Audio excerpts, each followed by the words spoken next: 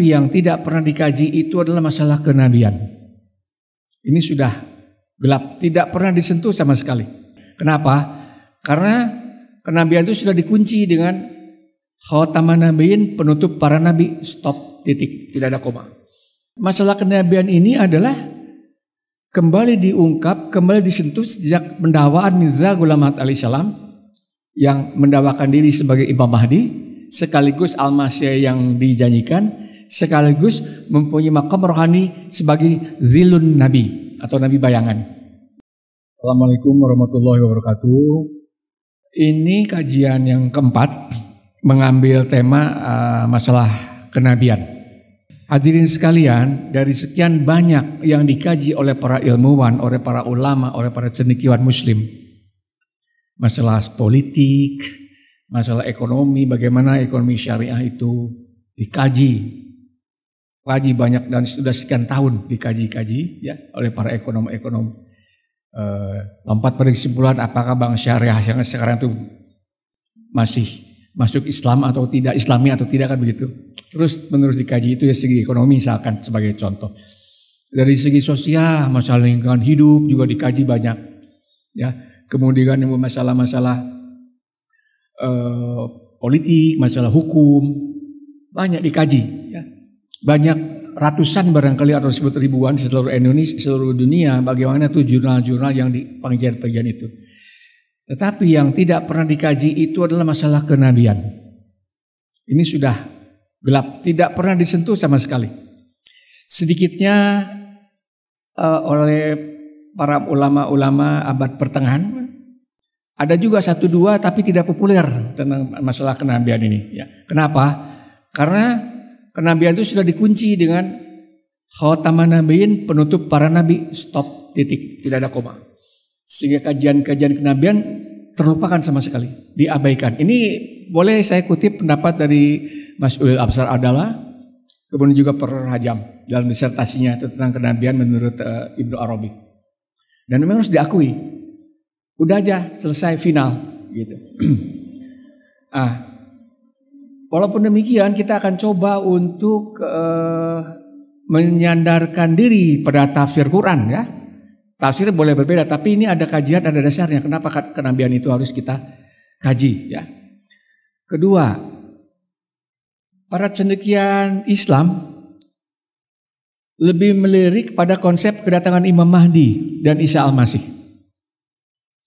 Gitu.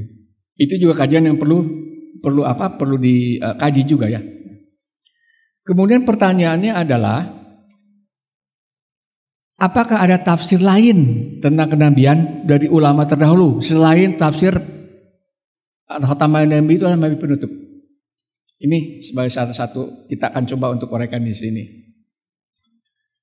Kemudian masalah kenabian ini adalah kembali diungkap, kembali disentuh sejak pendakwaan Mirza Ghulam Ahmad alaihissalam yang mendakwakan diri sebagai Imam Mahdi, sekaligus Al-Masih yang dijanjikan, sekaligus mempunyai makam rohani sebagai zilun nabi atau nabi bayangan. Nah, kembali lagi, semua itu bersandarkan pada Al-Quran. Lalu bagaimana sih Al-Quran itu menceritakan tentang konsep kenabian?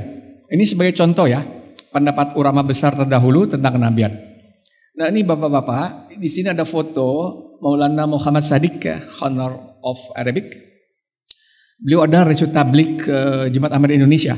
Beliau sudah almarhum. Itu tahun 60 akhir sampai tahun 70 awal. Nah, beliau menulis buku tentang analisa khataman nabiyyin. Jadi buku ini sebenarnya sudah 50 tahun. Tapi juga tidak ada kita bahas, tidak ada juga dibantah. Ini buku klasik sebetulnya kan. Nah, di antara yang beliau mengutip tentang pendapat Syekh Muhyiddin Ibnu Arabi. Secara singkat saja ya, Syekh Muhyiddin Ibnu Arabi itu ulama abad 12 Masehi ya. Sekarang abad 21 Masehi. Ya. Berarti 900 tahun yang lalu Syekh Ibnu Arabi ini buat banyak karya-karya beliau ya. Cuma karya terkenal itu dalam buku Futuhatul Makkiyah. Di sini disebut bahwa kenabian khos itu tertutup. Khos itu adalah yang membawa syariah.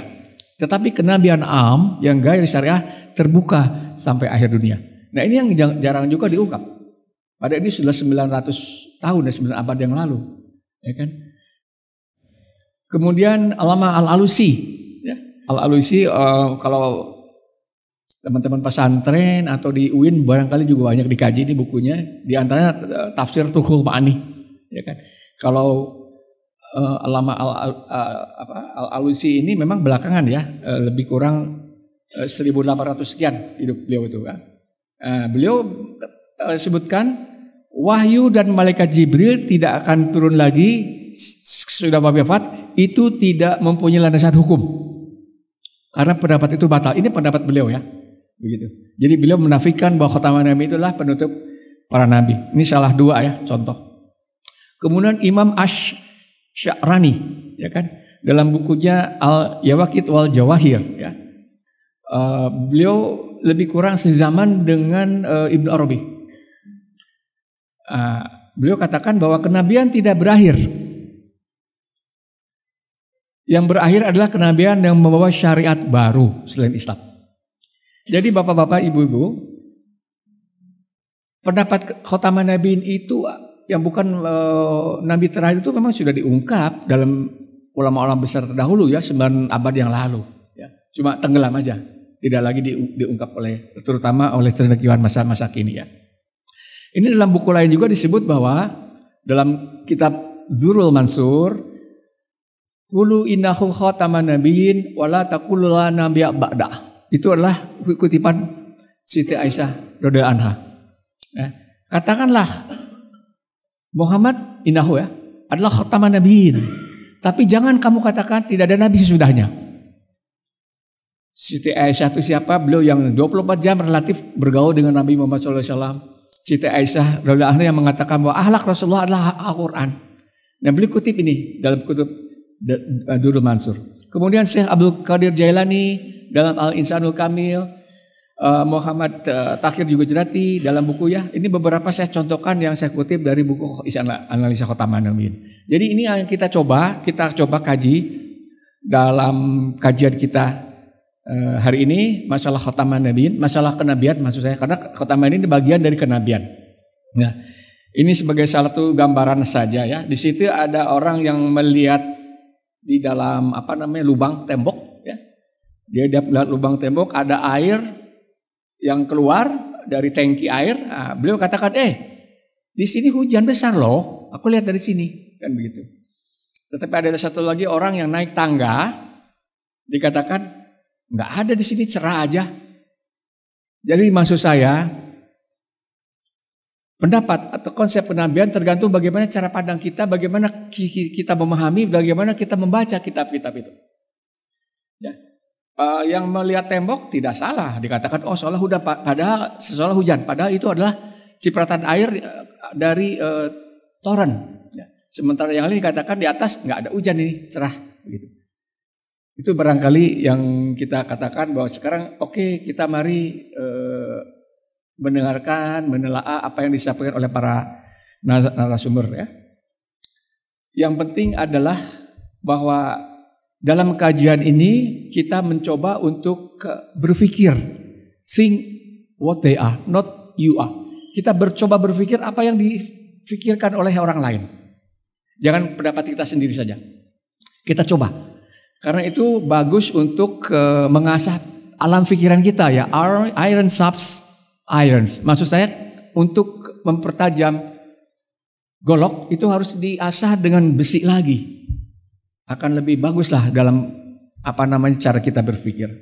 Kemudian juga dikatakan bahwa ini adalah ada pepatah dalam bahasa Arab ya, dikatakan bahwa khati binas ala qadri ukulihim.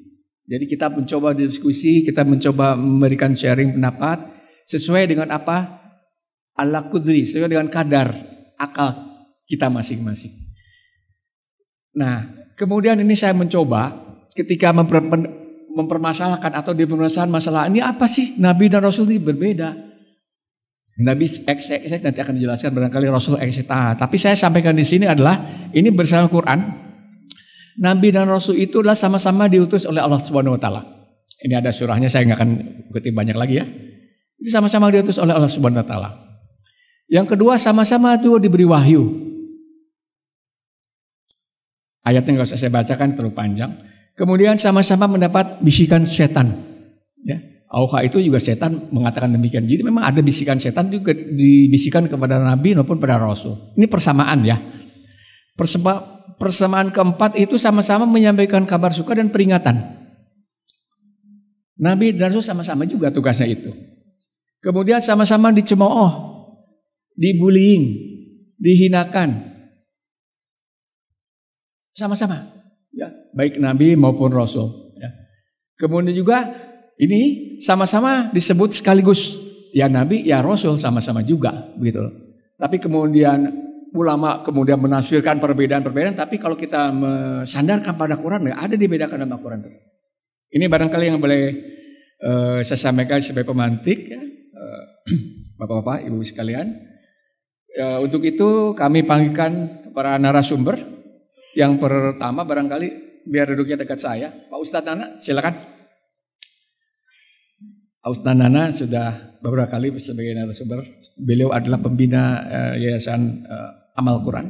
Kemudian Dr. Dadang Ahmad Fajar.